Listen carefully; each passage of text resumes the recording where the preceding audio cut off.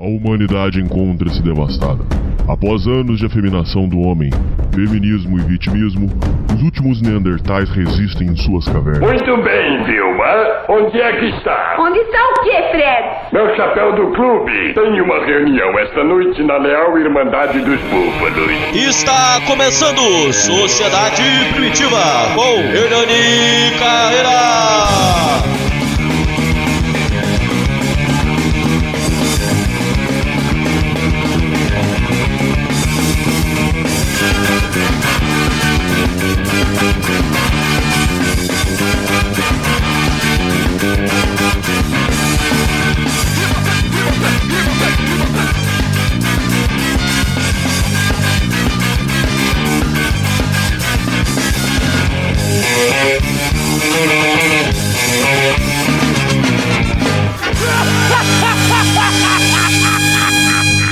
Salve, salve, confraria! Hoje nós estamos aí para mais um programa para vocês. Hoje é um programa aí que nós vamos abordar temas muito importantes, o pessoal aí, que nós temos bastante ouvintes que decidiram seguir por um caminho solitário. Cada um tem a sua vertente, né? Cada um tem a sua forma de pensar aí. E hoje eu quero gravar com um cara que eu já conheço há um tempo, um bom tempo. Eu sei que ele tem boas histórias aí pra contar. E que ele tem muita história sobre o caminho só, sobre a solidão. Mas não... Tá, ok, eu sei que o programa vai seguir por um caminho também de certa tristeza. Eu sei que isso vai acontecer, já tô preparando os ouvintes. Mas hoje eu tô trazendo uma pessoa com uma abordagem diferente, não é uma pessoa revoltada. Vocês vão ver pela conversa, não... Tanto é que eu já vou recomendar o canal dele, mas... vocês vão notar que não é um tom de revolta, não é um tom de mágoa, aquela coisa pesada, mas é um caminho de aceitação, é um caminho... Hoje vai ser um bate-papo bem legal aí, tenho certeza que vai agregar muito e tem muita coisa importante aí pra gente falar hoje. Hoje eu trago ele aí, que é dono de um canal masculinista, eu sempre confundo masculinista. Hoje eu vou trazendo aí ele, e que ele também é dessa vertente aí chamada MGTOW. Hoje eu falo com o Angry Fox Pilgrim. Fala, Fox! Opa, beleza? Beleza, pessoal? Obrigado aí pelo convite. Posso chamar você de Fox? Pode, de Kodama, de o que você quiser. Kodama ficou melhor. Kodama, deixa eu falar uma coisa pra você. Você é abertamente desse fenômeno aí chamado MGTOW ou você ainda tá conhecendo? Como é que você já virou isso aí mesmo? Eu não virei, né? Eu me descobri MGTOW. Diferente. Eu não conhecia a sigla antes. Eu já estava com o meu caminho praticamente traçado nessa vertente, mas eu não conhecia essa sigla. Eu só vim conhecer a sigla em 2017, mais ou menos. Mas você demorou pra se encontrar nisso? Porque eu lembro que eu te conheço há muito tempo. Uhum. E muito tempo não, mas eu te conheço aí desde da metade de 2017. Antes você se considerava daquele outro movimento que a gente já trouxe aqui no programa, chamado Real. Depois que você foi se encontrar nesse MGTOW, não é isso? Não, nunca fui da Real, não. Nem conhecia a Real, só vim conhecer a Real em 2017 também. Em 2017 foi quando praticamente eu comecei a abrir meus horizontes assim pra YouTube BR, movimentos masculinistas, porque antes disso eu não conhecia nenhum. Na verdade, a gente se conheceu num grupo masculinista, não sei se tu lembra. E aí nesse... Não, então é por isso mesmo que eu tô falando. Foi aonde eu entrei, foi o canal de entrada ali pra eu conhecer outros caras também que eram masculinistas, mas eu entrei lá pra saber como é que era, e tanto é que naquele grupo era uma mescla de porrada de gente, tinha MGTOW, tinha Puá, tinha Realista, tinha porrada de gente lá, tinha Blue Pill, era um negócio, tinha cara que queria casar, era uma bagunça aquele canal lá, aquele grupo, não sei se tu lembra. E aí foi dali que eu fui entendendo como é que estavam os movimentos aqui masculinistas, e aí que eu conheci o MGTOW, porque antes eu nem conhecia essa sigla, mas eu não conhecia a sigla, então. Bom, eu hoje queria fazer um bate-papo com você, porque tem muitos ouvintes aí que falam sobre a questão da solidão. Eu já recebi e-mails no programa perguntando como lidar com a solidão. Um caso específico, um cara falou, o cara disse com essas palavras: qual é a graça de vencer na vida, conquistar as coisas, se for pra viver sozinho. Ele falou isso. Eu queria fazer um bate-papo com você, mas com bastante calma, que você explicasse desde o começo o seguinte. Antes de tudo, como foi o processo que você chegou à conclusão que você queria trilhar o seu próprio caminho sozinho, sem seguir o padrão social, sem procurar uma companheira e vocês dois vencerem juntos na vida, por exemplo? Quando que foi que você decidiu romper isso aí e seguir por um caminho de solitude? Antes de tudo, esse ouvinte que mandou esse texto aí, eu queria dizer pra ele que quem conhece a si mesmo nunca anda só. E quando você tem o caminho assim, não é da solidão, né? Eu acredito que seja assim da solitude, porque a solidão me remete a um sentimento. E eu não me sinto só. Né? Eu acho que eu sou a minha melhor companhia. Essa que é a forma que eu vejo assim. E tudo começou, na verdade, quando foi, sei lá, acho que uns 8 anos atrás, onde eu tive uma decepção amorosa. Com um tempo na minha vida, eu namorei o quê? Umas 3 vezes. E todas as 3 vezes que eu namorei em longo tempo. E à medida que esses namoros iam terminando, eu ia colocando praticamente num cenário, num papel mental, o que deu errado, o que eu poderia ter feito melhor, se de fato eu tive culpa em alguma coisa ou não. Porque quando você termina o namoro, a culpa é sempre sua, né? Você sempre é o filho da puta, você sempre é o merda da relação, elas sempre colocam dessa forma pra você, né? E aquilo que tu fala muito, né? As fortes emoções, tem que ter fortes emoções, porque já não era mais como antes, caiu na rotina e etc. Só que eu nunca caí nesse papo, eu sempre comecei eu sempre quando terminava esses relacionamentos, eu analisava o cenário e via o que eu queria a partir dali em diante. Em 2012, eu já estava basicamente assim, decidido a viver sozinho. Só que tinha muita pressão familiar, né? E como eu sou de uma família pequena, na verdade eu tenho muitos parentes, mas todos eles são afastados uns dos outros. E eu tenho uma família muito pequena, né? E basicamente todo o fardo de continuação da família tá nas minhas costas. E em 2012 eu estava sendo cobrado isso, né? De que eu deveria casar e ter uma família e etc, etc. E eu já estava meio que já de saco cheio. E aí eu comecei a namorar em 2013, novamente. Só que eu estava já decidido que se não desse certo, eu basicamente ia viver sozinho mesmo. Eu já entrei no relacionamento tipo com as apostas muito baixas.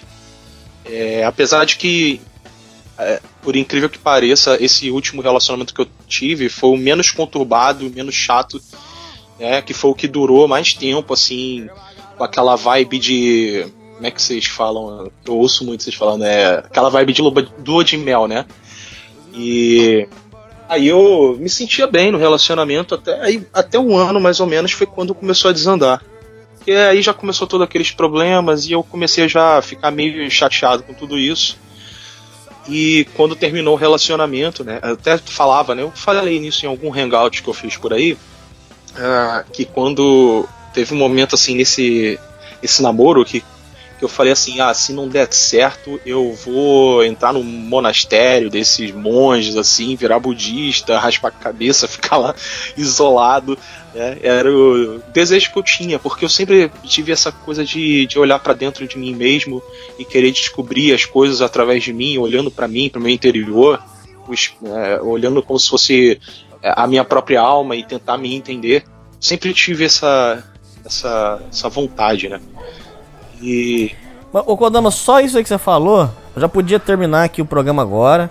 Eu já podia despedir dos ouvintes e terminar. Porque tudo que você falou aí foi a coisa mais importante do mundo que você falou agora. Porque você falou várias coisas aí que a gente tira várias lições. Uma delas, eu queria pedir pra você fazer um comentário, por favor. Porque é bom que não fica só eu falando. Que é bom que você também confirma que eu não tô mentindo. Eu sempre digo que esse programa aqui tem função social por causa do seguinte: esse tipo de informação que você tem, e sem ser arrogante, mas eu, por experiência de vida, somado com esses estudos, a gente acaba ganhando esse conhecimento, que eu vou dizer de forma arrogante, mas não me entenda com prepotência, mas esse conhecimento que a gente vê sobre a matrix dos relacionamentos, que é essa mentira contada em filme, contada em novela, quando a pessoa não tem esse tipo de informação, ela sofre muito, cara. É uma vida de muito sofrimento. E é o que eu sempre digo, a verdade é uma pancada, mas ela dói uma vez só. Viver na mentira é muito cruel. Por quê? Porque se você, por exemplo, não tivesse tido a sorte de conhecer essas informações, não sei, tô chutando aqui, talvez você ficar pensando que, por exemplo, talvez você tentasse de novo, quem sabe poderia ter dado certo, entendeu? E aí não era o seu caso, mas muitos aí estão sofrendo agora estão sofrendo aí, pensando, mas se eu tivesse me esforçado mais, o cara já tá se esforçando 180%, mas ele acha que se ele se esforçar 200%, aí tinha dado certo, entendeu? É porque ele esforçou 180%, se tivesse esforçado 200%, então já não é uma coisa saudável, vira escravidão. O relacionamento moderno, como é pregado, e você sabe que eu não tô mentindo, ô Kodama, essas páginas mentirosas, canalhas, sites mentirosos, canalhas, como por exemplo, um exemplo, é um site que, eu não vou dizer o nome aqui, porque senão vai dar merda, mas que fica dizendo o seguinte, que o homem tem que cortejar a mulher, porque a mulher tem que ser uma princesa, tem que ser uma rainha, e porque você tem que acordar 3 horas da manhã e buscar sorvete pra ela no posto, porque senão você não ama, porque se você não pagar a faculdade dela, você não ama. E aí vira esse regime de escravidão, e o cara tá preso naquilo ali, ele não consegue ver a saída, ele até acha que tem uma coisa errada e não vê. Então eu queria só pedir pra você fazer um comentário sobre como que é o processo que dói, de fato dói, mas de quando o cara ele consegue sair dessa matrix de relacionamento e consegue ver que tem uma vida fora disso aí, cara. É um sentimento de liberdade, mas dói. E eu entendo que nem todas as pessoas estão preparadas pra isso. Mas eu queria pedir pra você fazer um comentário sobre esse processo. Como que é quando o cara lapida isso e como que é importante a gente dar a oportunidade do cara ter esse tipo de informação. Por favor, você podia fazer um comentário sobre isso? O Hernani, existe, assim, eu vou fazer um comentário, sim, mas eu quero, antes de fazer o comentário e a conclusão, eu não quero ser tão objetivo assim, porque eu quero contextualizar um pouco. Existem 2 tipos de fé. E esses 2 tipos de fé não está escrito em nenhum manual, pelo menos eu acho que não. Isso aí foi uma coisa que eu cheguei a essa conclusão, que é a fé racional e a fé dogmática. A fé racional é uma fé que vem através do entendimento. Você vai, conhece alguma coisa, entende aquela coisa, e você começa a estudar aquilo e entender os conceitos por trás. A fé dogmática é uma fé emocional. Ela é uma fé que está enraizada no mais profundo da tua mente. Então é por isso que muitas vezes você consegue pegar alguma coisa, sei lá, vamos discutir aqui as vacinas. Tem um grupo de pessoas que falam que a vacina é imposta pelo governo, que faz mal e é um veneno, etc. O outro grupo diz que não, e tem uma discussão ali. Essas pessoas elas conseguem discutir se a fé delas, entre aspas, for uma fé racional, porque vem através do conhecimento. Então você fica ali no debate de ideias e o argumento continua no debate das ideias. Agora, quando você tem uma fé dogmática, você tem uma fé enraizada no profundo do teu subconsciente. E ali é difícil você acessar. E você só consegue mesmo mudar isso através de muito compounding, ou seja, muito reforço de ideias. É por isso que muitas vezes a pessoa ela passa por um momento de raiva, de berserker, sabe? Ela passa por um momento de como é que é, a Red Pill Rage, porque ela está tentando mudar um padrão que está muito enraizado na cabeça dela. Isso é muito difícil de mudar. E aí pode causar até histerias, né? A pessoa ela pode, por causa da segurança psicológica dela, que está sendo abalada pelo choque de realidade, pode causar nela muitos problemas, como depressão, histeria, pânico, ansiedade. E é por isso que muita gente desenvolve isso depois que termina um relacionamento. Então, quando você coloca, né, fazendo essa função social no seu programa ali, mostrando a realidade para eles, essa pessoa ela precisa estar exposta muitas vezes a essas ideias. Não dá para ela simplesmente ter essa ideia uma vez. Ela precisa ouvir várias e várias e várias vezes para poder quebrar esse reforço que ela teve. Imagina um cara que chega... E lapidar. Sim, imagina um cara que está há 25 anos recebendo as informações que ele precisa casar, que ele precisa ter um romance, que ele precisa ser responsável, que ele precisa ter um filho, filhos, né? Que só assim ele pode se considerar um homem, etc. Então, imagina o cara há 25 anos ouvindo isso. E aí, do nada, ele toma aquele choque de realidade. E a gente não pode esperar que esse cara, em meio ano, 6 meses, 7 meses, consiga quebrar todos aqueles padrões que foram construídos desde a infância dele. Até porque, quando ele cresceu, né, ele era criança, na verdade, ele viu o pai e a mãe dele. Ele viu que aquilo ali é o modelo correto de família.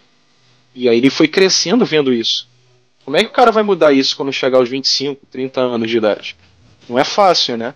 Então eu imagino que sim, o choque de realidade da realidade externa com a realidade interna, que é esse o verdadeiro choque, né? Quando a gente olha e vê o que está acontecendo no mundo e vê que o que está dentro da gente não condiz com aquilo que está lá fora. E é isso que acontece quando o cara sai da Blue Pill para Red Pill, né? Porque a realidade interna dele, ou seja, tudo aquilo que ele acreditava, tudo aquilo que ele achava que era real, quando vai ver ser pragmático e objetivo, no mundo não funciona. E você falou aí sobre do amor romântico, de que o cara tem que fazer tudo pela mulher e etc. Isso aí era uma verdade, tipo 100 anos atrás, né? 150 anos atrás. Você conseguia enxergar isso até mesmo como uma forma certa. Mas com a evolução da sociedade, essa mentalidade não acompanhou essa evolução. Mas aí mesmo antigamente, posso estar enganado, mas eu não vi esse sentimento de escravidão que a mídia e essas páginas mentirosas, essas revistas mentirosas propagam. Porque antigamente, por exemplo, vamos dar um exemplo, o cara fazia tudo pela mulher, ele pulava na frente para levar um tiro. Só que tem um detalhe, a mulher cuidava dele, cuidava da casa dele, ajudava a criar os filhos, tinha aquele sentimento, era algo recompensante. Hoje tiraram toda a parte boa e o cara só tem a parte ruim. E com um detalhe, se não der certo a culpa é sua, se ela forjar uma agressão, a culpa é sua, cadeia. Se ela forjar um estupro, a culpa é sua, cadeia em você. Como tem aí um caso recente do rapaz que passou 4 dias na cadeia, a menina arrependeu e gravou um vídeo pedindo desculpa. Sim. Você entendeu?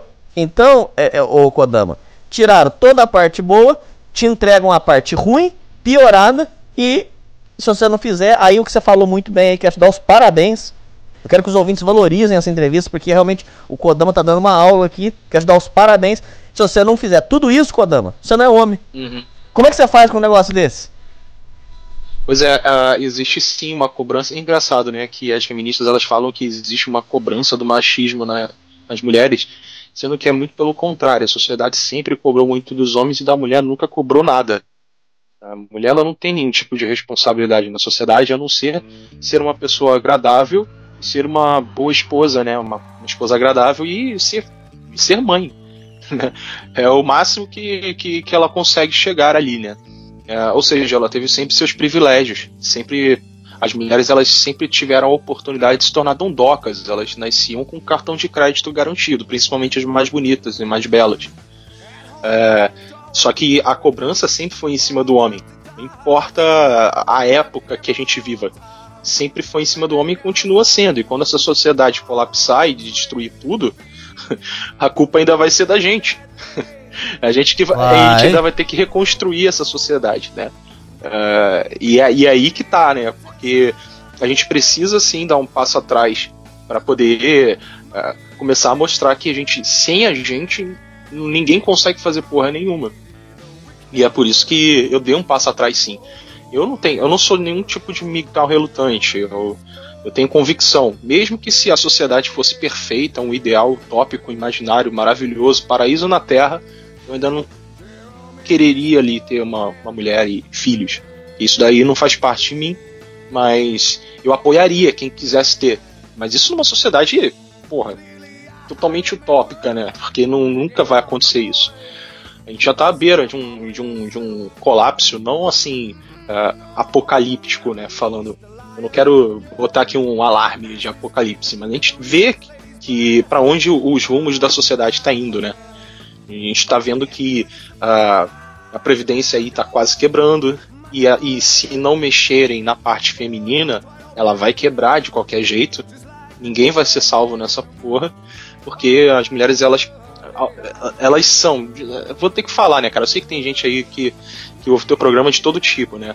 Mas, cara, as mulheres, elas são responsáveis por 50% do que o homem consegue fazer, e elas ganham 100% e o homem ganha 50%.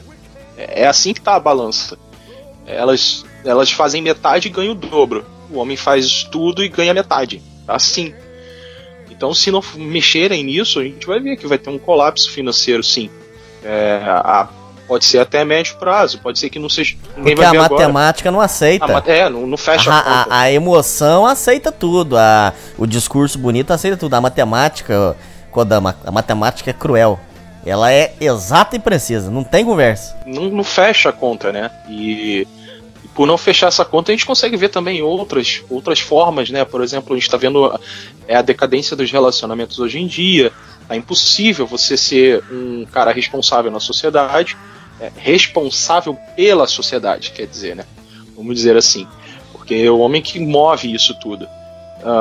Se você não consegue ser responsável, então se você não tem a autoridade que lhe é devida por ser responsável, então você não quer ter autoridade. Se você não tem autoridade, então também não tem a responsabilidade. E as mulheres, elas querem ter os privilégios sem ter a responsabilidade. Essa é a diferença. Então, muitas vezes as pessoas falam que os militares são assim, nihilistas. Não é isso. É que a gente está vendo para onde as coisas estão indo. Não é que eu queria que as coisas fossem por esse caminho, mas é inevitável. A gente está vendo o caminho se arrumando para ter sim um colapso em relacionamento, taxa de natalidade, por exemplo.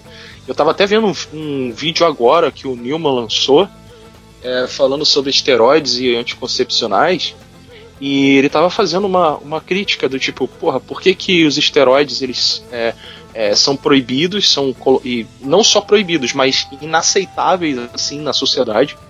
Se o cara toma anabolizante, tipo, todo mundo olha pro cara e fala, porra, esse cara aí é todo cheio de bomba, não sei o quê. E a mulher, ela vai ali na farmácia, compra o hormônio sintético e toma em casa. E é visto como responsável, porque ela tá cuidando da saúde dela. E o homem, se ele fizer isso, ele está sendo irresponsável, porque ele está destruindo a saúde dele. Então, quando a gente vê isso acontecendo, aí vamos uma realidade assim hipotética, porque a gente tem que analisar a conjuntura dos fatos. Eu não posso simplesmente seguir uma linha lógica reta. Vai chegar aqui. Não tem como. A gente tem que... Tudo que acontece na nossa realidade é multifatoral. Então vamos supor que mais para frente a gente tenha um colapso de taxa de fertilidade, natalidade. E aí começa a baixar o número de crianças nascendo e aumentar drasticamente o número de idosos. Isso é uma possibilidade, certo? E o que o governo vai fazer? Ele vai responsabilizar quem? Como é que ele vai conter isso daí? Uma coisa que ele pode fazer, que ele faz muito bem, o governo sabe fazer isso demais, é a proibição. Proibição de quê? Anticoncepcional pode ser uma delas. Porque a mulher, ela pode sair ali na farmácia e injetar uma injeção, né, uma substância para deixar ela aí um mês tranquilamente podendo transar a rodo sem ter filho. O governo, ele pode cortar isso. E aí começa o corte das liberdades.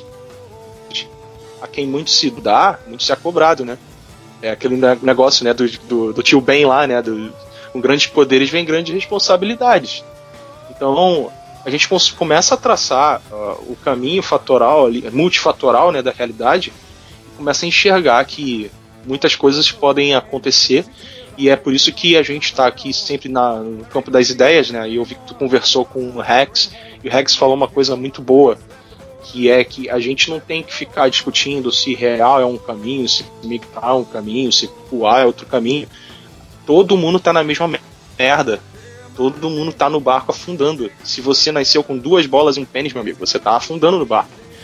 Então, o que a gente pode fazer aqui é o debate de ideias. É pegar ali e falar, porra, como é que tá a sociedade hoje? Como é que, porra, tem um cara que tá sendo esculachado porque foi acusado injustamente de ser um estuprador. Isso tem que gerar um debate público. Não importa se você é MGTOW, se você é real, se você é PUA, whatever. Você tem que colocar isso, esse debate, e fazer ele vir a público. E só assim que a gente consegue desenvolver de fato a mentalidade masculina e colocar o mindset masculino em evidência e tomar esse protagonismo no debate, que é uma coisa que a gente não tem. O que está em protagonismo no debate? É direita e esquerda, Henri Bugalho, Nando Moura, porra. É isso aí que eu tô vendo direto no YouTube. Eu abro o YouTube e minha timeline tá lá. Henri Bugalho, Nando Moura, Felipe Neto. É isso que tá em debate. Ou direita e esquerda. A gente não tá debatendo as coisas que são importantes. A gente tá dando trela pra treta de internet. A gente tá esquecendo isso. Então, se os homens começarem a apoiar aqueles que têm canal, ou criarem os seus próprios canais para poder colocar essas ideias em debate, isso vai começar a mudar, porque a gente vai começar a ter mais voz. Mas tá, tudo bem, mas vamos voltar lá no assunto principal. A questão do caminho só, um caminho que você falou até de solitude. Aí beleza, aí você decidiu trilhar esse caminho. Ou você se achou nesse caminho, na verdade. Com relação a, vamos supor assim, quando você se enxergou dessa forma, as pessoas ao seu redor te estranharam o seu comportamento? Como é que foi? Você se afastou? Como é que foi a coisa? Ou foi acontecendo natural? Não, eu me afastei. Não foi drasticamente, foi aos poucos. Comecei a ver a merda que era a minha vida social, porque eu estava envolto de pessoas que não tinham nenhum conteúdo a me acrescentar, né? E eu fui saindo um pouco. Só conversa bosta, essas coisas? Cara, é só conversa bosta. E você via o nível de pessoas. Eram pessoas que se engrandeciam por terem títulos. Eu sou advogado, mas era bacharel em direito, mas não advogava. Eu sou engenheiro, mas não estava trabalhando na profissão. Arquiteto, mas não tinha. Já estava há 6 anos na faculdade e não terminava nunca. Você via as pessoas que elas não tinham objetivo. Eram pessoas que quando colocam uma coisa na cabeça, voltando aqui, eram pessoas que quando decidiam fazer alguma coisa na vida, elas nunca terminavam, deixavam o trabalho inacabado. E aí quando você conversava com a pessoa, você via que não tinha conteúdo nenhum para te agregar. E aí o que acontece? Ou você se rebaixa para poder falar na linguagem da pessoa, ou você se mantém no seu nível e a pessoa acha que você é maluco. Então, entendo. Você não consegue conversar com as pessoas. Ou você fala, quando você vai conversar com uma criança, você sabe que você está conversando com uma criança e que daqui a pouco ela vai crescer, né? Agora, essas pessoas, elas são crianças assim, corpo de adulto. Você sabe que dali ela não vai crescer para lugar nenhum, porque ela não quer, ela estagnou. Então, às vezes eu me vi assim, acho que foi com você, ou foi com alguém que eu conversei e falei que eu tava vivendo numa piscina de bosta, onde as pessoas elas estavam vendo a piscina como se fosse aquela piscina azul e linda, sabe, num dia ensolarado. E aí quando você bota aquele óculos assim, né, e vê o que tá por trás, a pessoa tá lá numa piscina de bosta, na verdade. E, cara, isso não tava me acrescentando em nada, e eu decidi sair. Eu fui aos poucos me afastando, né, aos poucos eu ia negando convites, etc. E foi dentro da comunidade mesmo MGTOW que eu comecei a ter pessoas que estavam num nível de pensamento parecido com o meu. E aí eu praticamente eu tô aqui com meus web amigos, né? Vamos dizer assim. Codão, você acha que de certa forma você perdeu a paciência pra conversa idiota? Hoje, se encostar um camarada com conversa mongol do seu lado, ou então vir falando de bobeira, de coisa Por exemplo, eu sei que você antigamente gostava muito de cultura nerd, né? Eu não sei como é que você tá hoje, mas se o cara encostar, por exemplo, falando de coisa nerd, por exemplo, você tem saco pra ouvir ele, ou você já perdeu totalmente a paciência? Como é que você tá o nível de antissocialidade aí? Depende do que o cara tá falando, né? Se o cara ele vier discutir coisas assim, assunto popular ou atualidades, eu não tenho problema nenhum de conversar, desde que ele não esteja falando merda. Se ele estiver falando merda, aí fica complicado, né? Por exemplo, eu tava conversando com o Ryuzaki, que é um amigo meu, que participa às vezes dos hangouts comigo, e, cara, eu consigo debater com ele, assim, assuntos nerds, que ele gosta também, e levar isso para um aspecto até da realidade, né? E começar a evoluir esse papo, não ser só uma coisa ali no nível fútil. Se for assim, eu consigo conversar, mas se ficar simplesmente num papo fútil, acaba que você enjoa, o papo encerra muito rápido, né? E eu gosto de conversar pra caramba, né? Eu gosto de falar muito, então se não tiver agregando, não vai adiantar eu ficar falando, que se ficar falando, o outro não completa. Então isso, cara, eu não sei, cara, eu acho que eu sou um pouco antissocial, sim. Eu não gosto de conversar à toa. Eu gosto de conversar muito, mas não à toa, né? Eu gosto de falar o essencial. E não é todo mundo que eu gosto de conversar. Não é todo mundo que eu gosto de trocar uma ideia. É muito difícil, eu sou muito seletivo hoje em dia. Até porque, senão tu acaba dando informação, conhecimento pra pessoa que não vai fazer proveito nenhum daquilo. Ah, não, isso dá dó mesmo. Só que eu tô num nível agora que é o seguinte. Às vezes eu gosto de entrar no trabalho sem... Não recomendo os ouvintes fazerem isso, mas é que eu tô nesse nível de... Sei lá por que eu tô assim. Tem dia que eu entro no trabalho sem falar com ninguém, faço meu trabalho, vou embora, não vi ninguém, não falei com ninguém. E aí eu guardo uns papos separados assim pra ter com o dia a dia assim com as pessoas normais. Que eu considero doente mental. Eu não sei porquê, eu me considero, eu acho que você também, de nascer com uma cabeça esquisita. Não sei porquê. Não é que a gente é mais inteligente, não é nada. A gente nasceu com uma cabeça esquisita, não sei porquê. Os ouvintes também, a maioria, quando a gente conversa, essas ideias nossas, vazia existencial, querer saber o sentido da vida. A gente nasceu com essa cabeça esquisita, não sei porquê. E as pessoas normais não entendem a conversa nossa. Então eu guardo uns assuntos, futebol. Eu gosto de futebol também, eu adoro futebol. Então eu guardo uns assuntos ali pra conversar com a massa. Entendeu? E eu não deixo as pessoas saberem nada do outro mundo meu. Eu deixo tudo guardado lá, minhas ideias, tudo. Não mexo com nada disso aí. Eu finjo ser normal no meio da sociedade. Como é que tá o seu processo de viver em sociedade? Você também finge ser normal? Como é que é a coisa assim pra você? Ou você já tá num nível que você já não fala mais com ninguém mesmo? Como é que você tá? Não, eu e você somos normais. As outras pessoas que são os animais. É diferente. É o que eu falo. Eu sempre desço no gado assim, faço um carinho lá no gado e depois eu subo pra minha casa, entendeu? As pessoas estão muito bestializadas, animalizadas. Mas eu não gosto disso porque fica parecendo que nós é arrogante, cara. E eu não acho assim, sei lá. Mas eu tô nem aí pro que as pessoas vão achar que eu pareço. As pessoas, se quiserem achar que eu sou arrogante, ok, mas eu acho que a maioria das pessoas hoje estão emburrecidas.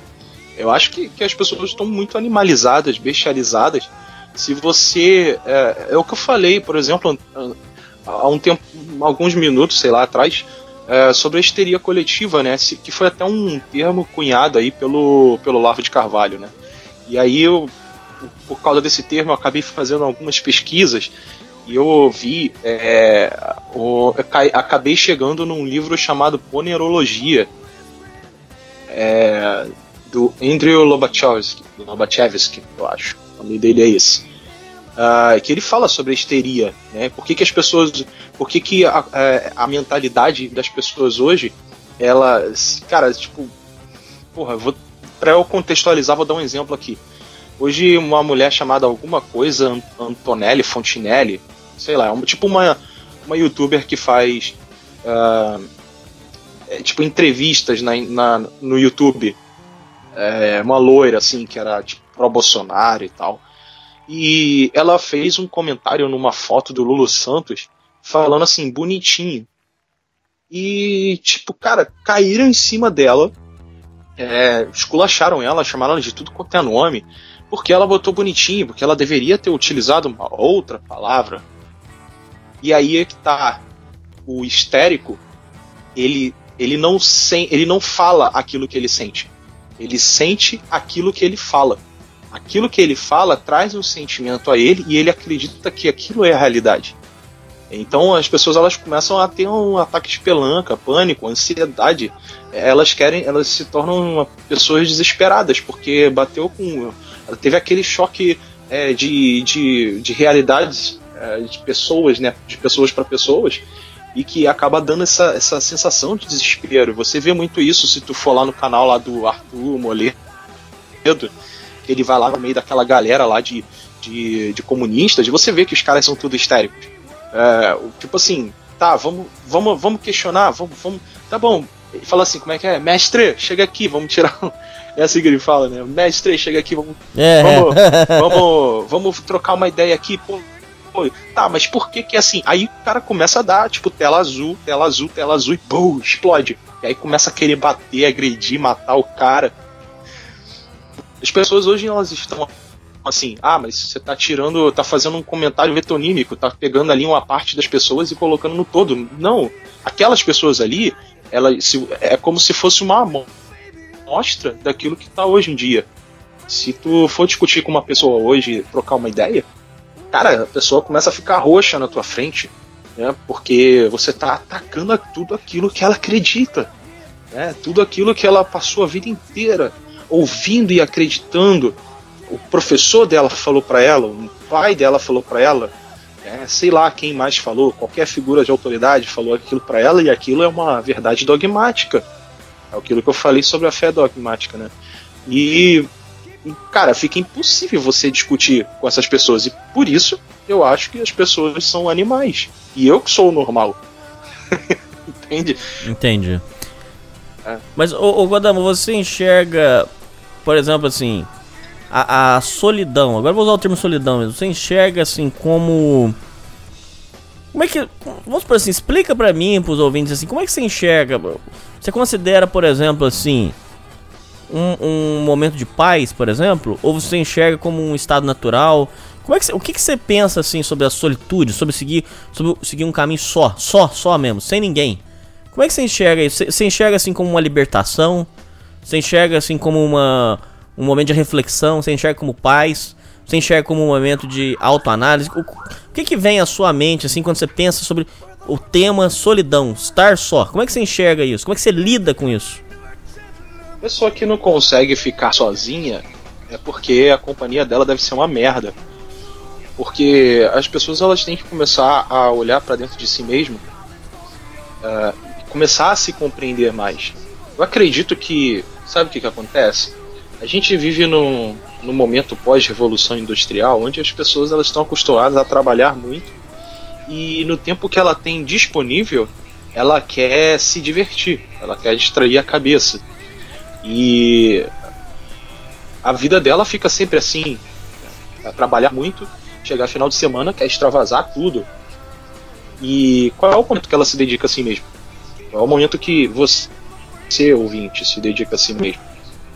De começar a compreender a si mesmo, os seus próprios... Mas aí, Codão, sem querer você tá entrando num tema muito complexo, sem querer. Que foi o que eu falei pro tio Miguel quando ele veio aqui, que é um tema muito complexo, que é o seguinte... Você sabe que eu não tô mentindo, Kodama. O cara, o ensino médio, ele não tem esse tempo que você tá falando, de solidão, de autoanálise. Porque nem um adolescente eu acho que nem conseguiria. Aí ele vai. Aí quando ele vai tirar a cabeça pra fora da água pra dar uma respirada, aí já vem das duas uma. Ou ele vai entrar numa faculdade de trabalho, ele não vai ter um tempo pra isso. Ou ele já vai engatar num relacionamento e casar. E filho. Quando o cara faz isso, ele não tem esse tempo de solidão. Então é meio que como se o processo... já fosse difícil pro cara fazer essa autoanálise. Você também enxerga dessa forma? Não, não enxergo dessa forma. Eu enxergo que eu acredito que seja uma crença estabelecida dentro da pessoa de que ela tem que seguir esse caminho. Porque eu lembro muito bem, com meus 12 anos de idade, que foi ali que eu comecei a conhecer o que é solitude, depois do falecimento do meu pai. E eu... Depois que ele faleceu, praticamente eu saí do meio de convívio de todas as pessoas, de todos os garotos da minha idade, etc. E eu me como é que é a palavra?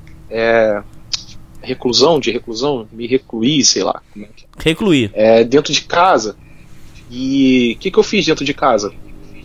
Logicamente, depois de um período de luto, né, como que é bem normal, depois desse período de luto eu comecei a me dedicar a desenho, me dedicar a ler, me dedicar a conhecer as coisas, e foi um processo bem normal, na verdade. Tipo assim, eu não com 12 anos de idade eu não tinha a mentalidade de tipo, caraca, eu vou ter o meu autoconhecimento, né?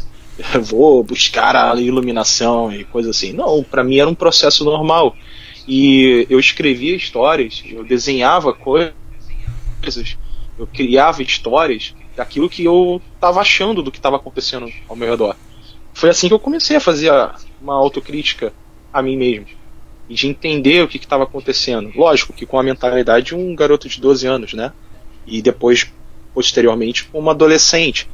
E por causa disso daí é que eu tô tentando resgatar isso que eu tinha quando eu era adolescente, que eu fui privado quando eu cresci. E eu comecei a ter uma vida praticamente de trabalho o tempo inteiro. Eu chegava a trabalhar 3 dias sem dormir direto. Eu tava bem workaholic, sabe? E eu não sei se estou seguindo o rumo do que você tava querendo me perguntar. Não, é isso mesmo. Eu tava bem workaholic, eu tava trabalhando demais. E eu falei, caralho, velho, foi um estalo assim, que foi até uma pergunta que eu fiz: por que a gente tem tanta saudade quando era criança?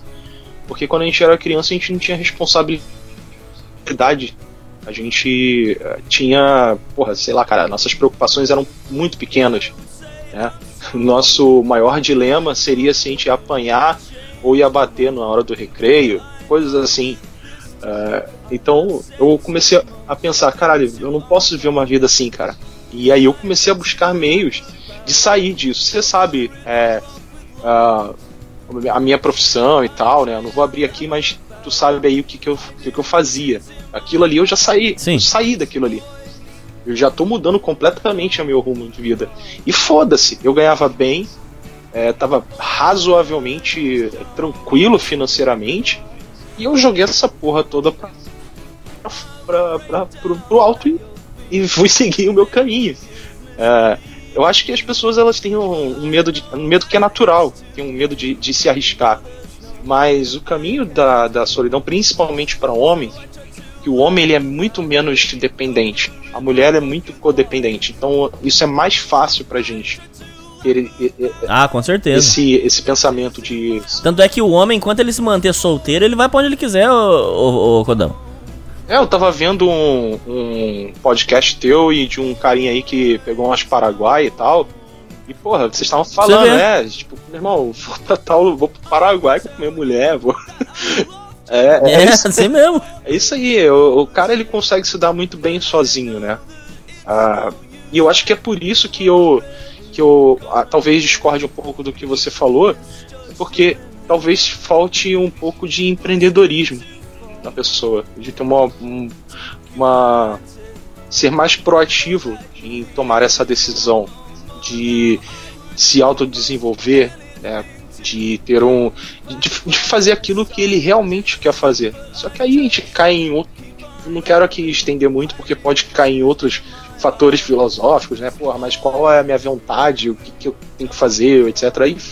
Aí já é uma outra coisa. Mas até então eu sei o que eu quero fazer.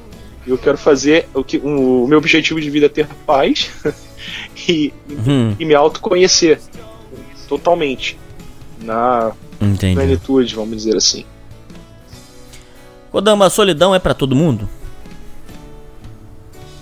A solidão é uma possibilidade para todos, mas tem muita gente que tem medo dela, né? Porque tem a solidão que é o estado da alma e a solidão que é o sentimento, né? O sentimento é uma coisa... As pessoas confundindo essas duas coisas, ela acaba pensando que solidão é um sentimento. E se for sim, o sentimento é ruim, é uma coisa negativa, né? Se sentir, sei lá, sozinho no mundo, e que, sei lá, se tu tiver um problema aí, ninguém pra te ver ou te assistir ou coisa assim. E existe a solidão, o estado de solidão, né? Que é o estado mais contemplativo. Não é pra todo mundo, não. Não acredito que seja pra todos, mas é uma possibilidade pra todos. Mas tu fez essa pergunta pra mim. Mas você recomendaria, por exemplo, se vamos supor, você diria pra um amigo ou pra uma pessoa, cara, vai se isolar, vai ficar sozinho, vai refletir, você daria esse conselho? Ou você tem medo de dar esse conselho? Essa que é a pergunta. Ah, entendi. Não diria isso pra qualquer pessoa, não. É como se eu fosse um médico dando um diagnóstico. Se vier 2 pacientes reclamando de dor de cabeça, talvez o remédio não seja o mesmo para cada um dos 2, né? Por mais que pareça que seja o mesmo sintoma. Então é bem complexo de tu falar para uma pessoa simplesmente isso, né? Porque aí tu pode cair naquilo, né? De cara achar que tu é maluco de falar isso para ele. Mas pelo menos as pessoas que têm esse aspecto de solidão, engraçado que as pessoas falam a solidão é estar só, e não necessariamente. Um dos meus melhores amigos, que é o Ryuzaki, o cara é meio que tal também, tem a questão da solitude dele, e a gente se dá muito bem quando tá junto um com o outro, porque a gente consegue fazer trocas, né? Vai tocar uma vinhetinha gay aí. Então, mas é uma troca sem ser gay, né? Como você fala. A gente consegue fazer uma troca de conhecimento. Cara, o cara sabe muita coisa que eu não sei. E eu sei muita coisa que ele não sabe. A gente consegue sim fazer esse intercâmbio aí de conhecimento e coisas até de pensamentos, né? Mas ele tem a solidão dele, é como se fosse tipo, cara, é o terreno dele e o meu terreno, entendeu? A gente consegue conviver bem, ele no terreno dele e eu no meu terreno. Essa é a solidão. Talvez não seja a melhor analogia, mas é como se fosse 2 terrenos, né? 2 propriedades, né? Você vive ali na tua propriedade e o outro vive na dele.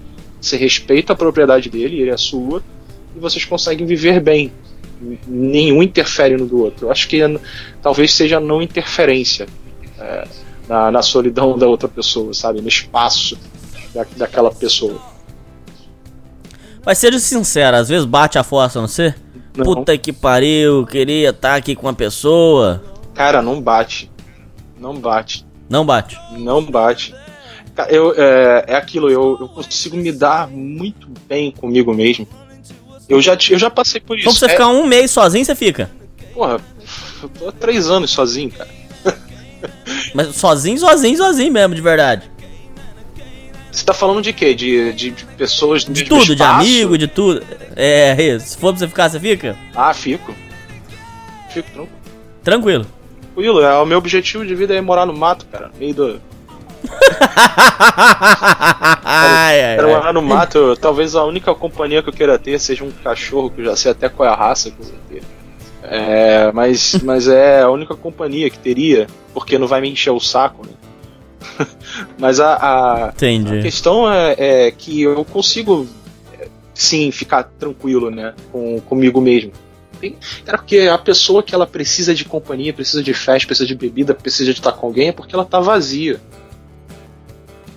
É isso que eu consigo enxergar. Mas você enxerga isso como pobreza de alma, por exemplo? Pobreza de espírito? Eu acredito que tem uma demanda emocional por trás disso. Cara, eu não vou nem entrar muito nesse assunto, porque senão vai ficar um troço complexo pra caramba. Mas pelas atividades hoje, né, pelas especialidades que eu tenho hoje, eu acredito sim que seja uma demanda emocional, que a pessoa tenha uma necessidade emocional intrínseca, que ela precisa, como é que é a palavra? Ela precisa suprir aquela necessidade. Ela precisa se alimentar daquela necessidade. E aí, quanto mais desequilibrada a pessoa for, mais ela vai precisar suprir as necessidades, tirando das outras pessoas aquilo ali. São como vampiros emocionais, sabe? Já ouvi falar desse termo mesmo, diz que isso aí é o povo que precisa da companhia do outro e suga tudo, né? Tu já passou por isso? De tipo, por exemplo, eu já passei. De tu tá na presença de uma pessoa e cara, a pessoa parece que tá te sugando de alguma forma. E ela vai conversando contigo e tu sai de perto daquela pessoa, tu sente até pesado, assim. Sei. Eu já passei por isso, né?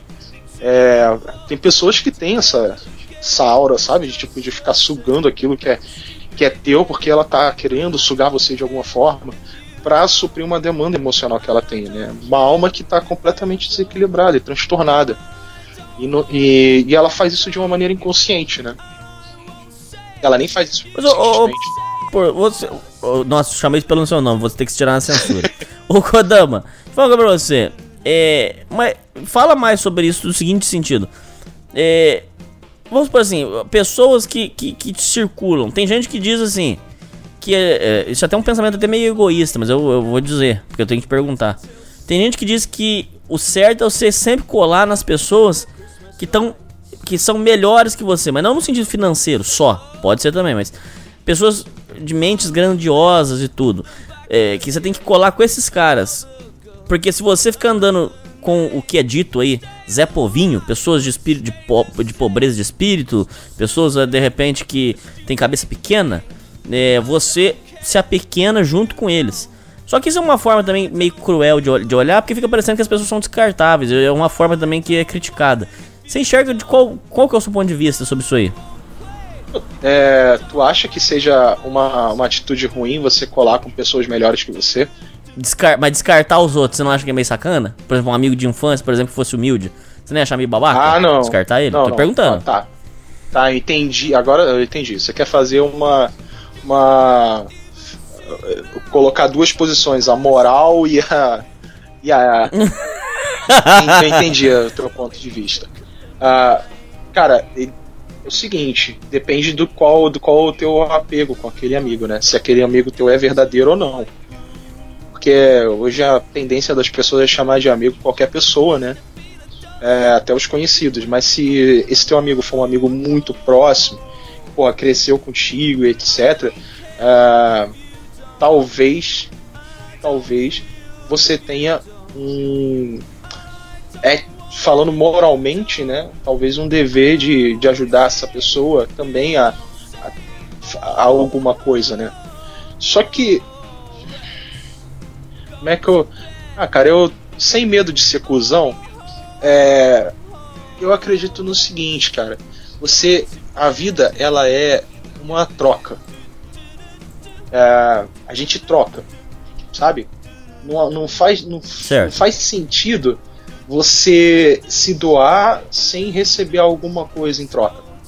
Você faz uma troca. Os relacionamentos são relacionamentos de troca.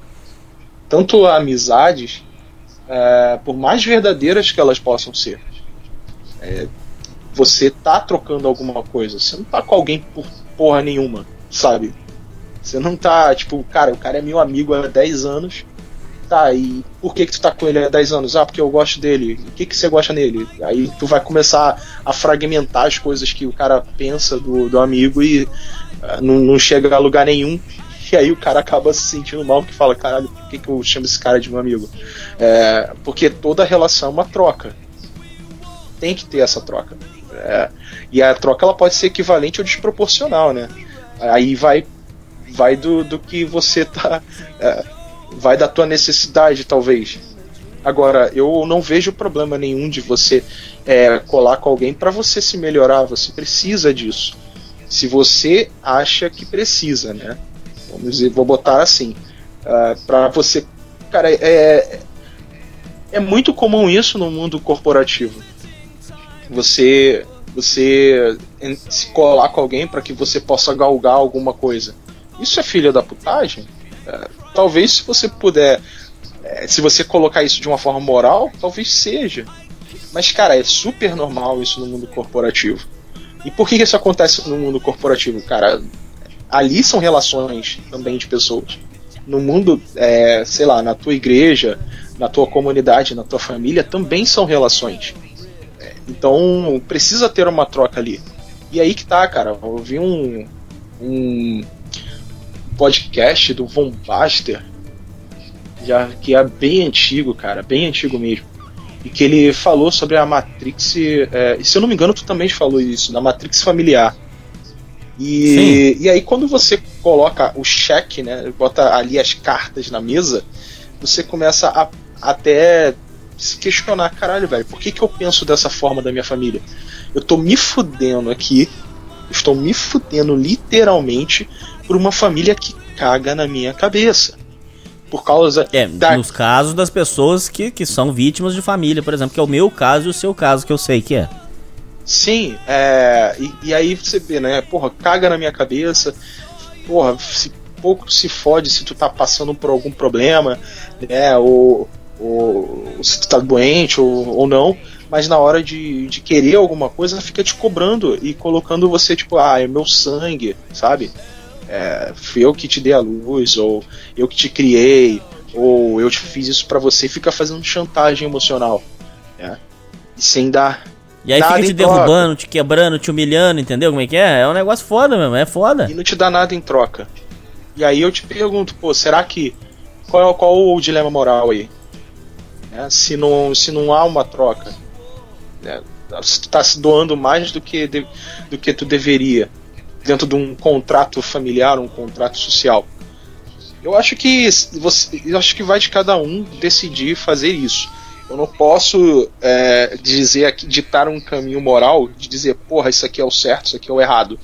Cada um vai decidir o que é certo e o que é errado para si. Mas assim, ditando em linhas gerais, o que eu não posso concluir nada, mas eu posso deixar a pergunta no ar. Se tá te fazendo bem, se tá te fazendo mal. Se é isso que você quer ou não. E também costumo dizer que a virtude é a antítese do poder, né? Depende muito do que você quer na tua vida. Se tu quer ser um cara virtuoso, tu quer ser um cara poderoso. Se tu for seguir uma linha, obviamente a outra vai se afastar. Tu vai acabar cometendo falhas morais. Se você for seguir uma linha mais virtuosa, muito provável que vai ser difícil tu conseguir adquirir poder, entre aspas, né? Poder em qualquer esfera que eu possa falar, sabe? Não sei se ficou claro. Entendo, mas é cruel pensar dessa forma, mas eu entendo você. Por que é cruel? Ô, Godama, voltando lá. Por que é cruel? Porque eu não, por exemplo, eu não vou conseguir, muitas coisas eu não tenho coragem de fazer. Sei lá, vamos dar alguns exemplos aqui. Esse programa aqui, muitos já falaram pra mim, por exemplo, que é pra eu começar a fazer treta com os outros. Inclusive a gente já foi atacado aqui um monte de vezes. Falaram, não, você tem que fazer resposta. Você tem que responder. Não, porque a gente sabe os podres. Solta os podres. Eu vou te dar os podres, você solta no ar. Ou então, começa uma briga com alguém aí, começa a provocar alguém. Entra numa treta. A gente vai te dar os podres da tal pessoa. Entra numa treta. E cresce mesmo, você sabe disso. Eu não quero dessa forma, cara. Objetivo de crescimento? Com crescimento, porque cresce mesmo, você sabe disso. Eu não quero isso, cara. Eu quero fazer uma coisa que eu acredito eu quero que seja do jeito que tá agora, na verdade. Os ouvintes acompanham, ajuda o cara, é uma coisa do bem, o cara cresce comigo. Cresce no sentido assim, a gente cresce junto, amadurece. Isso pra mim é legal. Isso eu acredito. A diferença da sociedade primitiva é que, tipo assim, eu acredito no que eu faço. Eu faço com tanto amor, sem ser gay, mas eu faço com tanto amor, eu confio tanto no que eu faço. Eu gosto tanto do que eu faço com vontade. Eu sinto que o cara escuta e ele tem uma palavra de esperança, ele tem uma palavra de verdadeira, não é hipocrisia, não é conversa, não é frasezinha da sessão da tarde. Então eu faço um negócio que eu acredito. Agora, teve gente que diz que se eu continuar virtuoso assim, eu nunca vou crescer. Então eu já respondo, foi até bom você tocar nesse assunto, porque eu já respondo pra todo mundo que manda mensagem. Se for pra crescer com merda, não quero, cara. Deixa eu quieto. Tô na fase mais feliz da minha vida. Tô feliz pra caralho, cara. Deixa eu quieto aqui. Se for pra crescer com merda, eu não quero. Então, é isso que você falou aí. Se for pra abandonar essa moral, eu não quero. Fica do jeito que tá aí. Tô feliz. Tá tudo em paz. Entendi agora o que você quis dizer, cruel. Você quis dizer que foi uma coisa que é foda que aconteça, mas é a realidade. Foi o que eu coloquei, né, cara? A virtude é a antítese do poder, né? Ou você segue uma ou você segue a outra. Não tem como seguir um meio termo. Mas engraçado é o seguinte, Hernani.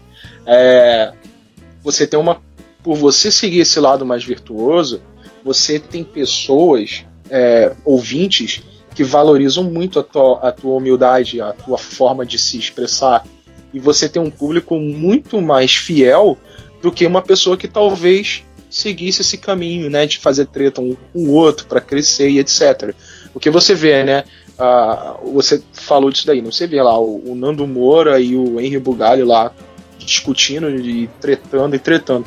Tem uma porrada de gente, uma legião de gente que odeia o Nando Moura e uma legião de gente que odeia o Henry Bugalho, né? Agora aqui é muito difícil, você pode ter pessoas que te criticam e tal, mas não cresce aqui, porque tu tem um público que compartilha dessa tua humildade, dessa tua forma de se colocar.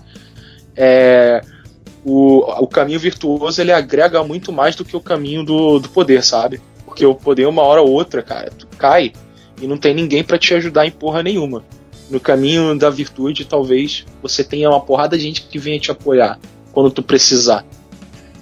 Essa talvez seja a vantagem de um e a outra, né? Você talvez não cresça, não fique tão grande, não fique tipo um podcast com 300 mil downloads por semana, mas tu tem um público cativo, fiel e que adora o teu jeito de trabalhar e de fazer as coisas.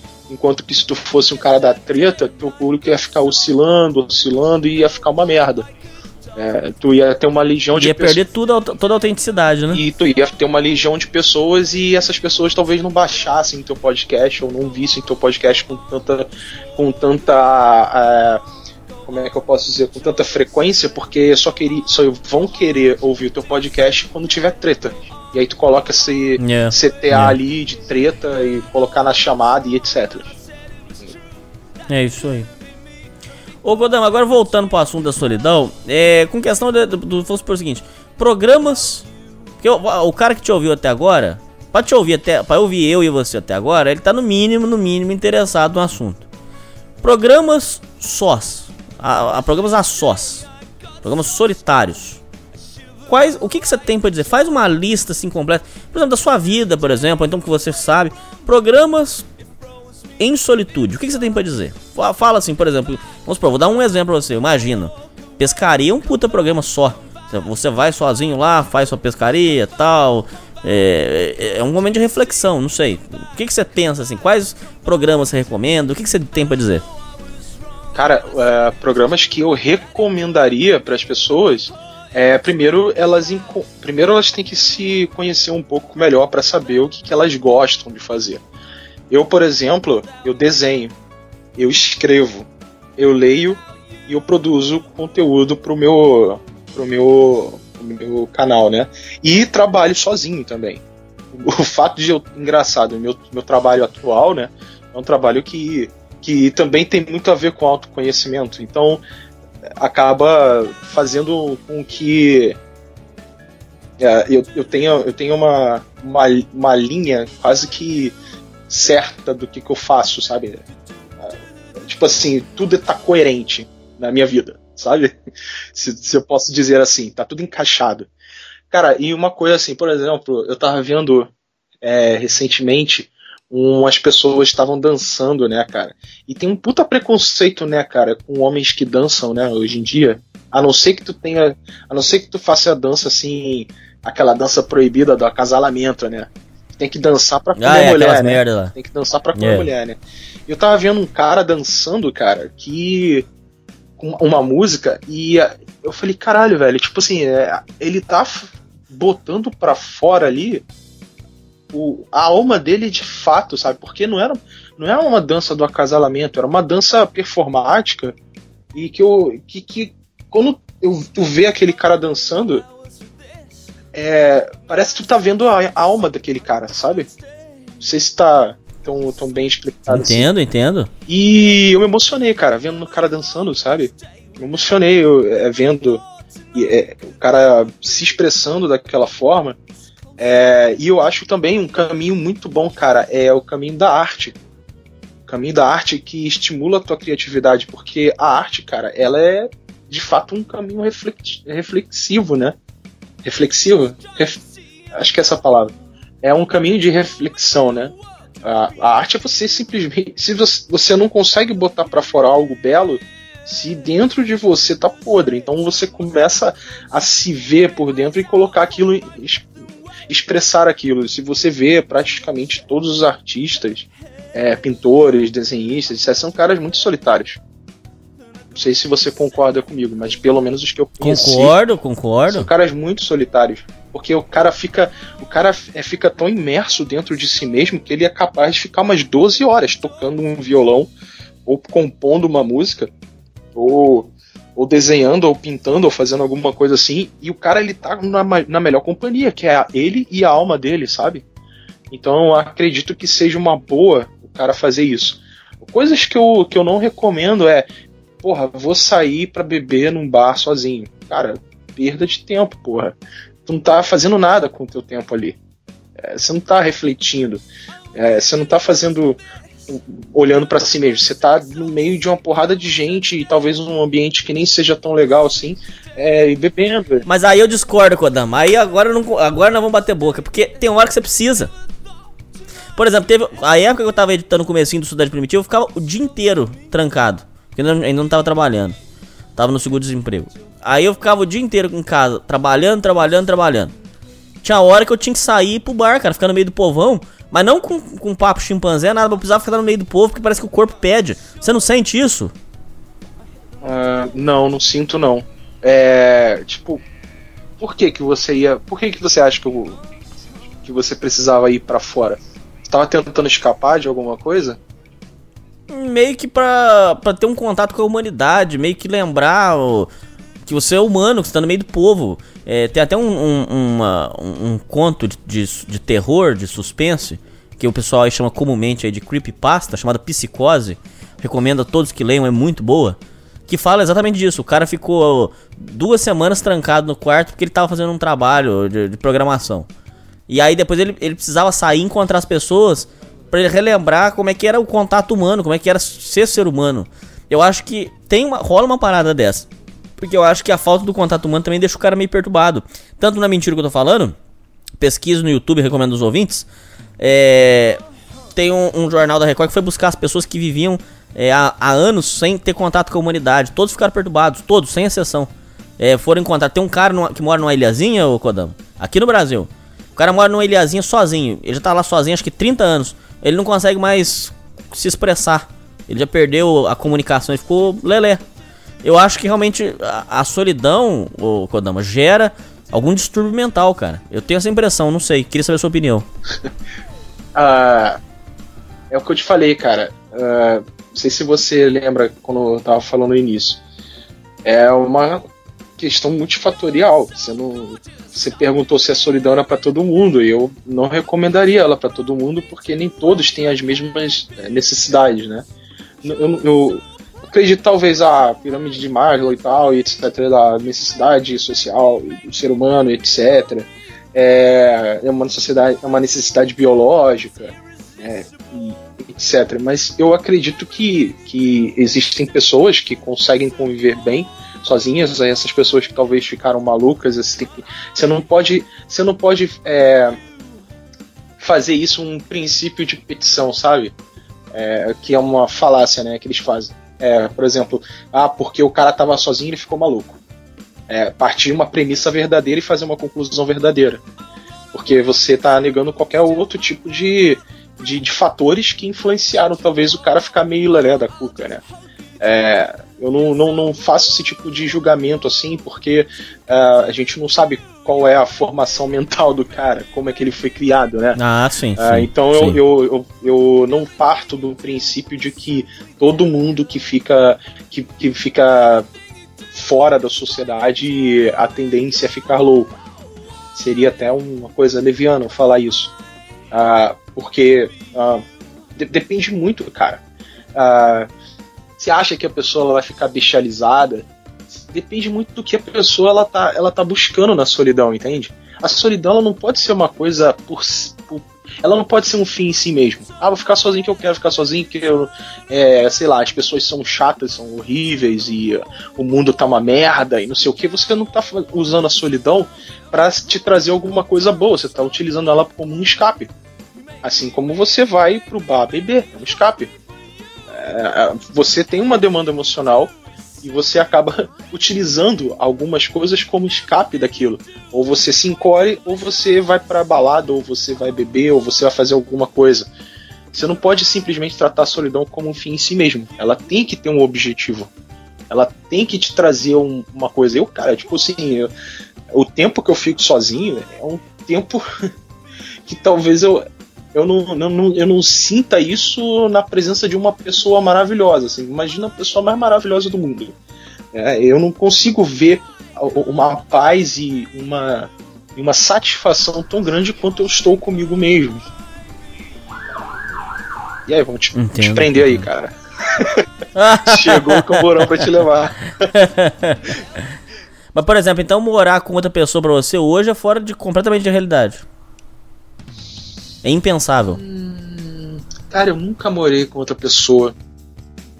Eu não sei, talvez valha a experiência pra ver como é que é. Se de repente ela respeitar o meu espaço.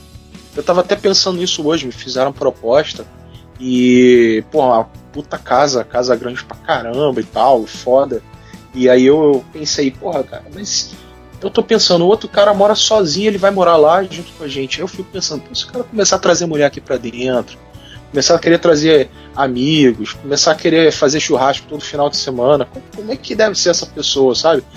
Aí eu já comecei a ficar meio frustrado com isso, né?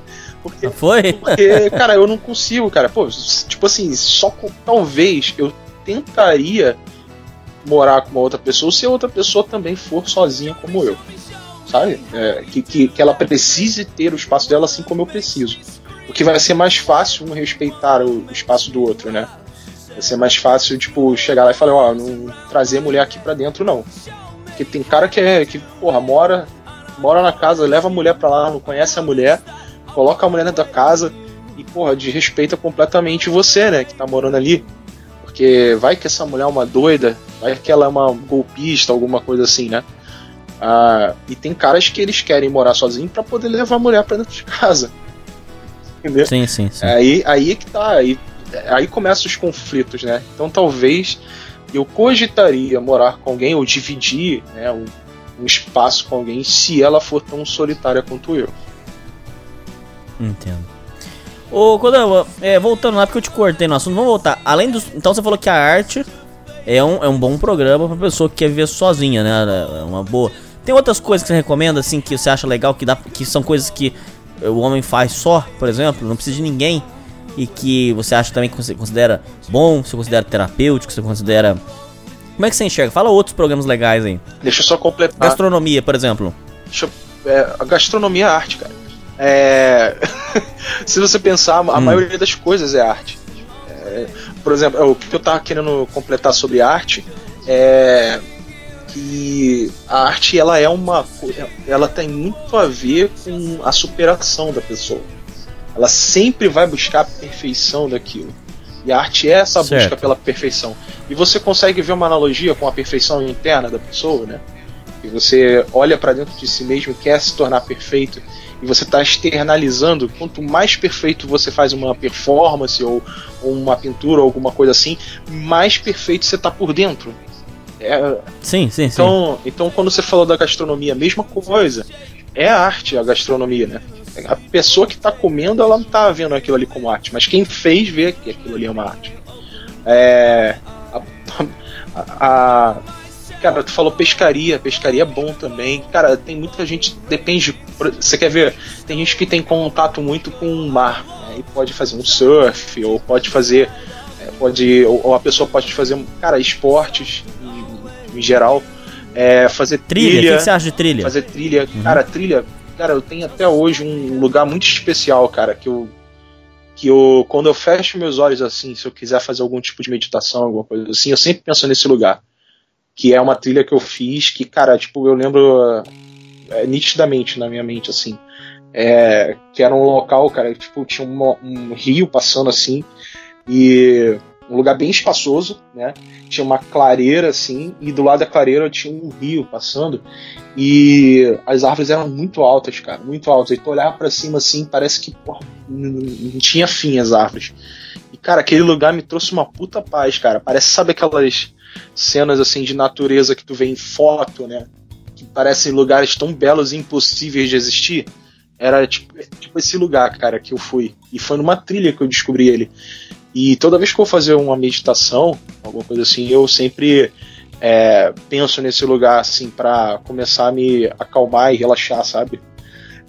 Então eu acho que trilha é muito bom, porque tu fotografa, né, na tua mente muita paisagem boa e bonita que podem servir até mesmo de uma visualização criativa mais pra frente. Meditação, cara, é uma parada que, porra, é ótimo pra você se autoconhecer, é ótimo pra você dar uma parada, saber daquela correria do dia a dia, né? É que parece que meditação é uma coisa muito pra playboy fazer, né? Dá dessa impressão, né, que meditação é uma coisa de playboy e tal. E, cara, é uma necessidade do ser humano parar, cara. A existência veio do vazio, né? A existência veio de alguma coisa, de um nada. Talvez a existência... Muita gente diz que o prazer do cigarro vem justamente disso, que diz que o cara tá lá na adrenalina. Aí, de repente, ele para, sai, e aí ele para aquele tempo, senta, respira e fuma o cigarro. Aí diz que muito do vício do cigarro vem dessa parte terapêutica, entre aspas, de parar e desacelerar, né? O povo que fala isso aí, eu não sei se é verdade. Eu acho que é um mimimi, cara. O cigarro é uma demanda emocional, cara. É que tem o seguinte, existe uma coisa que é necessidade biológica ou fisiológica. Por exemplo, fazer sexo é uma necessidade essencial do ser humano fazer sexo. Biologicamente talvez sim, mas civilizacionalmente na sociedade talvez não, nos teus objetivos de vida talvez não. Agora fumar, cara, não é uma necessidade de parar e meditar, é uma demanda. Provavelmente é uma pessoa que ela tem alguma dificuldade social, provavelmente uma pessoa que ela foi rejeitada socialmente de alguma forma na vida e que ela precisa, para ser aceita dentro daquele meio, ela precisa estar ou mimetizar as pessoas que estão naquele meio. E aí ela acabou entrando no meio de pessoas que eram fumantes e ela, para poder se socializar ali, começou a fumar e acabou viciando. É uma necessidade. Eu comecei fumando assim mesmo, olha só, acertou certinho. É uma necessidade social, Hernani. É isso daí. O fumo. É que a gente, cara, a gente fica inventando desculpa para os nossos problemas, né? Sim, a gente sempre bota uma justificativa, né? Eu bebo por causa disso. Eu tô em depressão porque minha namorada me deixou, ou porque eu perdi o emprego. A gente nunca assume os nossos problemas sentimentais. A gente não consegue ver, a gente não consegue olhar para si mesmo e entender os nossos sentimentos. A gente sempre coloca a culpa em alguma coisa, uma coisa externa, e a gente nunca assume isso. Você pode ver, cara. Pergunta a uma pessoa que está em depressão, que tu conhece, está em tristeza, ou tem ansiedade, ou fuma, ou bebe, ou se droga. Ela sempre vai te dar uma desculpa externa. Ela sempre vai terceirizar a responsabilidade. Ô Kodama, ainda agora, pra gente, só mais uma pauta que eu tinha pra falar com você. Agora saindo do assunto da solidão, pra gente encerrar, porque eu sei que o seu tempo também é contado aí. Kodama, com a questão do futuro dos relacionamentos a partir de agora, como é que você enxerga as coisas? Você acha que as pessoas vão aderir a um boicote? Ou você acha que, pelo que você tá vendo aí, tem muita gente tá casando, cara. Muita gente tá casando, muito casamento, a indústria dos casamentos tá a 1000 por hora. Como é que você enxerga aí as coisas, cara? Você acha que a tendência é tudo ir pro buraco mesmo? Você acha que um dia os homens vão acordar? Como é que você enxerga isso aí? O casamento tá acontecendo. Eu não sei se os dados que você tem retratam a realidade de hoje, mas o que eu tenho é que a taxa de fertilidade do brasileiro está descendo muito. A gente já está a gente está com 1,7 mais ou menos, e isso é menos do que a gente precisaria para manter a nossa cultura, né? Então, se a gente na Europa está descendo muito, mas levando em consideração que na Europa se transa menos por causa do clima, etc., e aqui se transa mais porque aqui é um país mais quente, etc. Então, assim, eu acho que na parte de casamento, coisa assim, vai ter sim um baque, porque normalmente, assim, cara, os homens que casam, se divorciam, dificilmente, pelo menos o que eu vejo, assim, é que dificilmente o cara volta a se casar novamente. Existem caras que são muito dependentes emocionais, isso sempre vai existir, cara. sempre vai existir. Tem caras que estão ali inseridos dentro da Matrix, né, que os realistas falam tanto, e, cara, sempre vai existir matrixiano, porque é assim que o sistema se mantém, né? É assim que é a democracia, né, cara?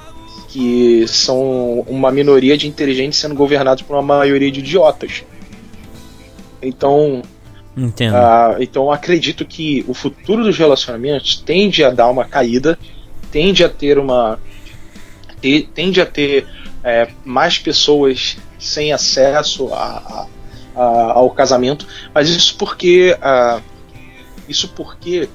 existe ainda a tal da hipergamia feminina, né? Ela ainda está buscando sempre o que é melhor, né? O alpinista social, ou a carreirista, ou a mulher que ela quer sempre ter o melhor cara e etc. E enquanto isso continuar desse jeito, existirão caras aqui pedindo migalhas a elas aqui embaixo. Mas se essas mulheres elas começarem a se sentir ameaçadas porque tipo, os caras lá de cima já estão negando elas aqui, elas não vão alcançar aqueles caras lá de cima.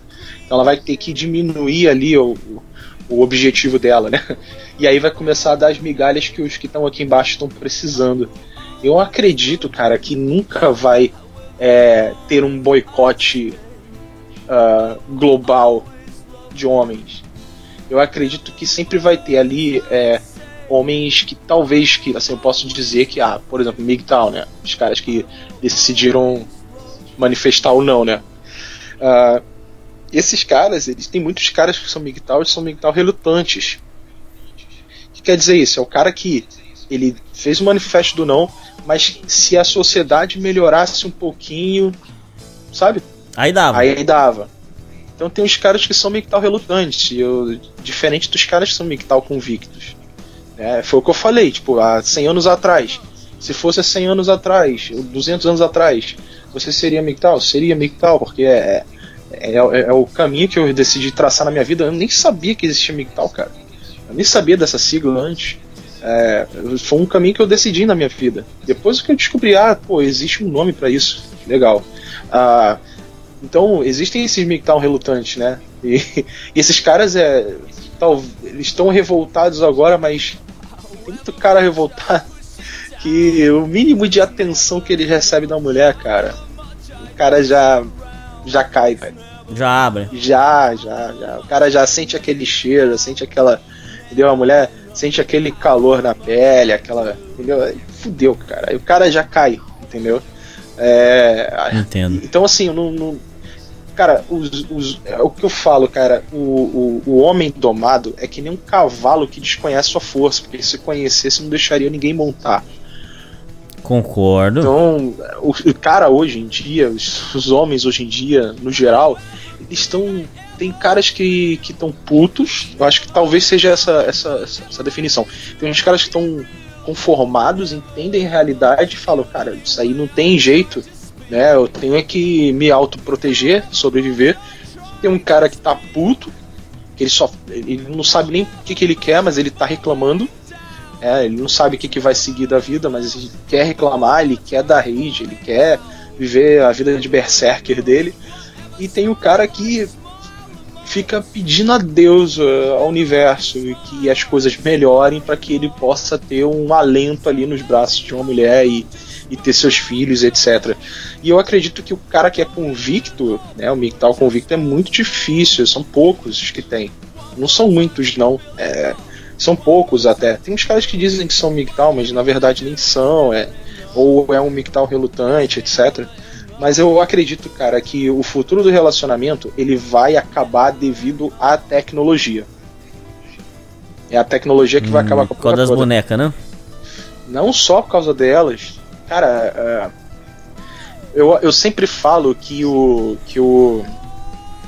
a ficção ela dita pra gente o que vai ser o futuro. Tipo, lá em Star Trek, tipo, os antigos, né? Tinha já um iPad, tinha já um celular touch naquela época. Porra, sei lá de quanto que é esse filme aí? 80, 90, sei lá. E já tava falando da tecnologia de hoje. No De Volta para o Futuro já tinha televisões LCD, cara. Eles estavam já dizendo praticamente o que ia acontecer no futuro. Quando que chegou a televisão fina aqui, aquelas LED, pra gente? Quando que chegou isso? Demorou pra caralho pra chegar pra gente. O Isaac Asimov, que escreveu uma porrada de drama e ficção, etc. O cara já tava falando sobre a internet, o cara tava falando sobre uma porrada de coisa que ia vir só, tipo, 30 anos depois, 40 anos depois. E então eu acredito que nos filmes hoje em dia, hollywoodianos, eles já estão dizendo qual que vai ser a moda posterior. Então, se você observar os filmes hoje e o que rola nos cinemas e etc., já tá te dando dicas do que vai ser lá pra frente. Substituição de partes mecânicas e coisas desse tipo, transhumanismo e talvez aí vida artificial, porque não? É uma porra que os caras estão buscando já faz um tempo aí, para quem conhece de transhumanismo, né, da tecnocracia que está acontecendo na China, por exemplo. Todo mundo está vendo, cara, algumas coisas acontecendo e você consegue ver, tirar por aí as conclusões de relacionamento lá para frente, onde você vai ter vida artificial, vai ter inteligência artificial funcionando a todo vapor, e que isso pode sim afastar os relacionamentos humanos no sentido geral. Inclusive, tu já viu aquele filme Her? Que Ainda não, mas o povo diz que é muito bom. Pois é, aquele filme ali, cara, trata-se de uma relação entre a vida natural e a vida artificial, entendeu? Tem um Ex Machina também, que é outro filme que trata disso. Essas questões, elas parecem ser questões filosóficas, mas ali já tem uma engenharia social acontecendo. Ele já está te acostumando com a ideia para que você possa lá na frente aceitar isso numa boa, assim, sem ficar, sabe, falando, não, a inteligência artificial é antinatural, é antidivino, é antideus, é anti não sei o que. É para evitar esse tipo de alarde. Por isso que as tecnologias elas são primeiro anunciadas na cultura, no cinema, nos filmes, para depois ela ser lançada mais para frente como uma coisa muito normal. Do tipo, cara, que evolução tecnológica nós tivemos, que lindos, maravilhoso. Por exemplo,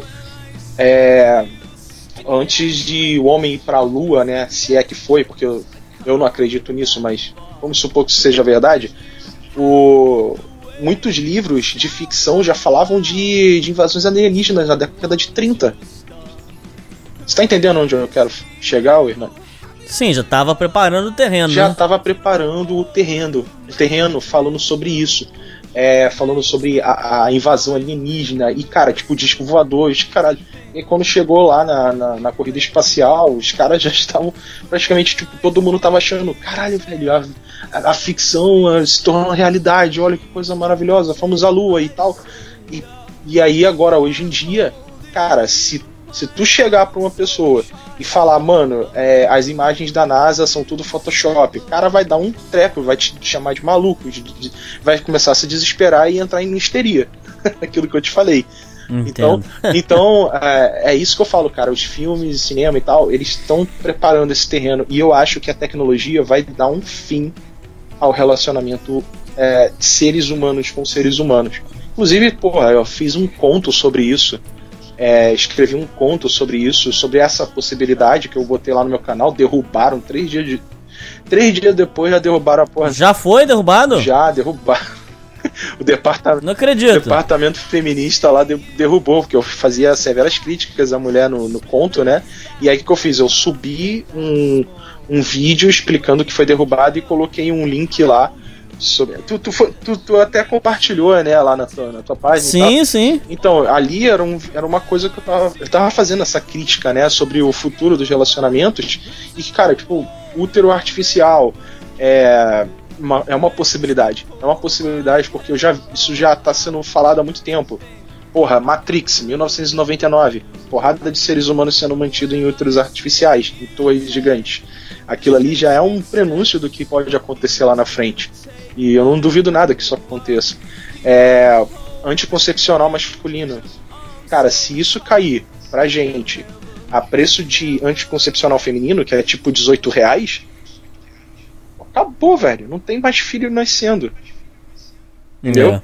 Não tem mais filho nascendo. Porque hoje quem decide se vai nascer criança ou não é a mulher. A mulher tem total direito reprodutivo, total direito sexual, total direito de tudo. Mas se isso cair na mão dos homens, acabou, cara. Porra. Tu vai precisar, tipo, gastar 2 contos, né? E todo o trâmite pra tu fazer uma vasectomia. Isso pro cara que quer ser definitivo. E o cara que não quer ser, que ele é relutante. Pô, se tomar um comprimido, porra, pronto, eu já tô garantido aqui, né? Tá resolvido. Tá resolvido. Isso pode aumentar a transmissão de doenças sexuais, HPV e coisas assim. Porque homem, eu até fiquei sabendo recentemente, o HPV no homem, né, ele que passa pra mulher, né, porque fica nele incubado, né, e aí, pô, passar pra mulher, destrói a mulher, o útero da mulher, câncer de útero, e aí ela vai começar a buscar alternativas na tecnologia, como úteros artificiais, e assim por diante, cara. Eu acho que a tecnologia que vai acabar, cara, com o relacionamento, não necessariamente os homens. Assim, talvez diretamente os homens, porque basicamente essas tecnologias são todas inventadas em sua maioria pelos homens, mas não por um boicote de homens que queiram, não, vamos dizer não e tal, MGTOW vai. Não vai. Tipo, o MGTOW é muito pouco, não tem uma voz tão forte assim, né? A mulher, ela aceita muito qualquer coisa que coloque ela como uma supremacista, assim, tipo, acima do homem. Alguma coisa que empodere ela, que dê força pra ela, que ela precisa se sentir importante. Na maioria das mulheres tem aquele narcisismo, etc. Os homens não. Se tu fala pra ele que, porra, ele que tem o poder e tal, não sei o que, ele vai falar, não, mas a gente precisa de mulher, precisa ter filhos, a gente precisa salvar essa nação. Ontem chegou um argumento pra mim do cara dizendo que se a gente não se reproduzir, os bandidos vão se reproduzir. Tipo, porra, mano. Colocar a responsabilidade sempre em cima. A destruição da sociedade pode ser realizada pelas mulheres, pelos homens não. Então, assim, eu acredito que o MGTOW, ele não vai ser uma força de boicote, mas a tecnologia sim. E a tecnologia sim vai acabar com os relacionamentos. Eu tenho fé nisso, não por torcer, mas eu tenho fé num sentido de convicção de que isso vai acontecer. Daqui a uns 30 anos isso seja total realidade pra gente. Bom, Kodama, eu quero agradecer muito sua participação.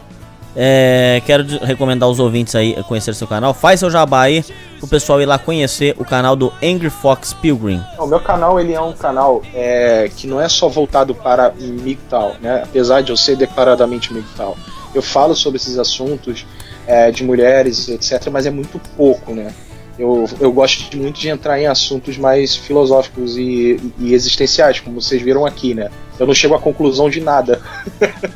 Eu vou soltando aqui os pensamentos e não concluo nada, né? Poucas foram as minhas conclusões. Então, assim, meu canal ele é voltado para o engrandecimento da alma do homem, porque eu não falo ali com uma linguagem para mulher. Então é um canal essencialmente masculino. Mas a minha intenção é engrandecer a alma do homem e colocar ferramentas que facilitem o engrandecimento tanto mental quanto da alma do homem, né? E dificilmente meu canal tem treta, então a gente tá nessa daí junto, né? É difícil crescer com treta, né? Então eu não procuro ficar. Meu canal não tem tipo, vou jogar aqui a real e vou destruir aqui mulher e tal, não sei o que. Não, cara, eu acho que a gente tem que ver a realidade de uma maneira mais equilibrada e você chegar a conclusões que não seja uma conclusão. Você pode até ser radical, mas não seja uma coisa que te faça mal ou te coloque numa situação de depressão ou tristeza profunda, né? Eu não tenho esse objetivo lá no meu canal. Se você quiser conhecer o Angry Fox Pilgrim, meu canal, é só entrar lá, é muito fácil encontrar, só escrever Kodama ou... Não, vai ter o link aí, é só clicar e ir lá. Show de bola. E eu agradeço muito a oportunidade, espero que eu não tenha, sei lá, espero ter respondido as suas questões, que às vezes eu divago mesmo, eu sou assim. E agradeço o tempo aí, cara, que você disponibilizou e vejo vocês na próxima, Forasteiros. E eu aguardo você numa leitura de e-mails aí no futuro, hein? Opa, já mandei e-mail pra você, né, de merda que aconteceu na minha vida, de repente a gente fala. Já, agora você vai vir aí pra fazer a leitura de e-mails comigo, em breve. Show de bola. Tá certo? É isso aí, Kodama, é isso aí, ouvintes, e falou! Despede, Asno! Já me despedi, viado. Já falei. Não, tem que falar falou, tchau, dá tchau pros ouvintes. Falou, eu vejo vocês na próxima, Forasteiros. Porra, também entrou não.